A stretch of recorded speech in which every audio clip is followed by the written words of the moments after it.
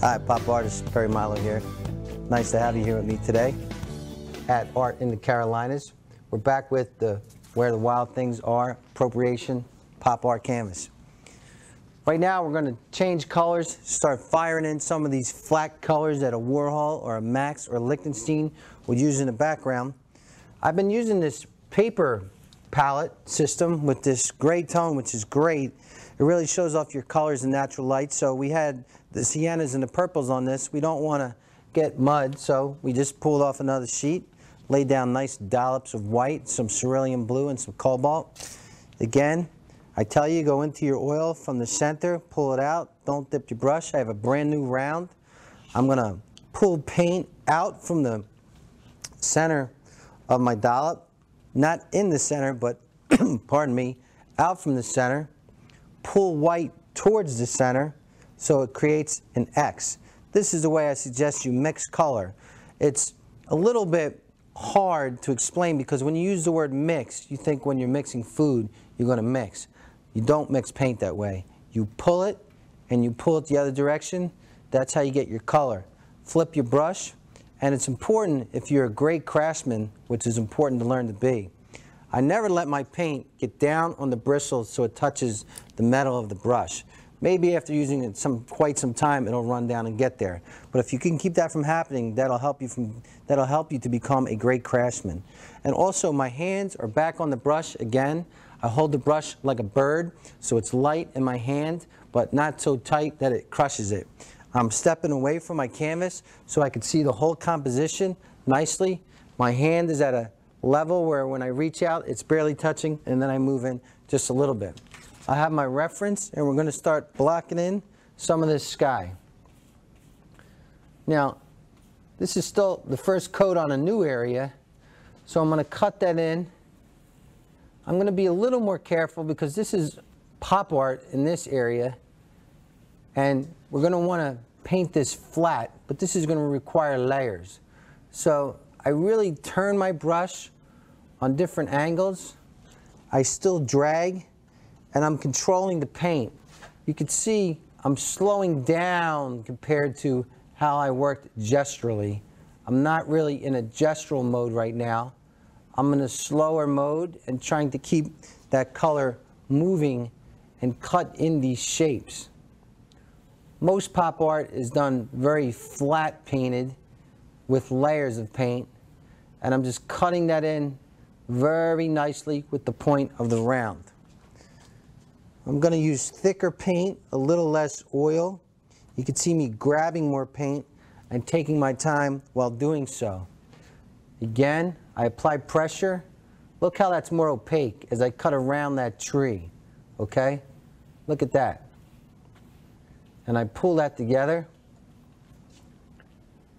It's very important when you're learning how to paint on a canvas that you give the corners and the top and bottom just as much time of your time to paint it correctly, because naturally your eye is going to go to a corner of a room, a corner of a table, a corner of a canvas. It's just the way our brains are programmed. So I spend a lot of time up there working that. Now I found another area right here where there's going to be sky cut in, and my composition's not exactly the same as this illustration from the story, but I'm almost cutting this in like a jigsaw puzzle, and this is a beautiful texture, smooth textured linen canvas. Linen is a little more expensive, but it's a beautiful surface, and you kind of get what you pay for. You want to buy a 69-cent toothbrush, probably not going to keep your teeth clean, then you'll wind up at the dentist. Speaking of the dentist, I had too much coffee today. That'll stain your teeth. Where's his teeth? Here you go. Put a little blue over there to identify his teeth. That's what's great about art. No rules, no regulations. Here's more sky that's falling right under his head, and you can really see things starting to happen here. Now, this blue will eventually dry tomorrow because I'm working in oils. If I was working in acrylics, which a lot of pop art is also it would dry quickly and you could right away go into another layer. Now I omitted a tree here before that I want to continue in the background. So look, I'll just use this blue and create another tree, which is fine. I'll pull that down. I got a wild hair on my brush. I'm going to get some more paint. Again, I'm using it more opaque, thicker than before as the gestural underpainting that we did. And just like that, bang, pull that in. Again, smooth, paying attention to the sides, the border of the canvas. This I could scumble a little bit. See that move? When you have a bigger section. But you can see my craftsmanship is getting much tighter here, and I'm just being a little more careful how I throw this color in. Almost like filling in puzzle pieces. Now, let's move over here. You know, I'm going to do a trick right now before we end this free lesson. I'm going to turn my canvas upside down, which is a really cool way to paint, and I highly encourage it.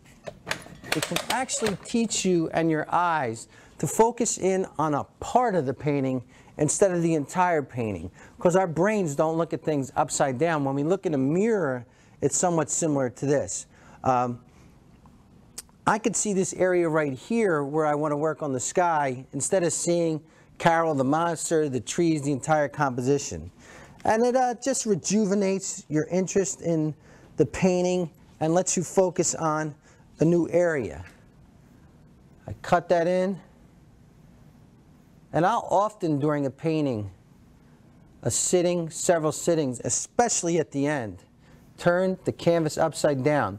Try it. You might think I'm crazy, but you'll really enjoy it and you'll get used to doing it. It'll help your painting tremendously. This is the pop artist Perry Milo at Art in the Carolinas. We're continuing the Appropriation pop art painting of Where the Wild Things Are.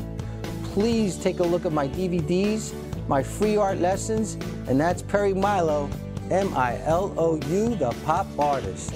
Take care.